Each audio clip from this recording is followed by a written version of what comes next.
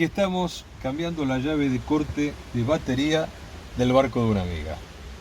Vamos a ver qué pasa.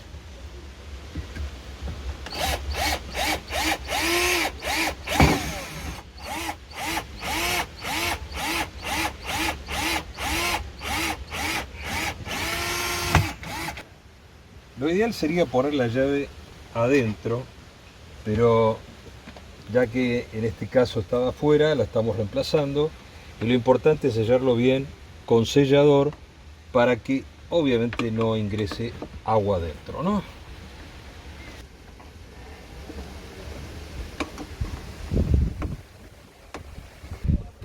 Bien, queda probarlo para ver cómo funciona y sacarme el pegote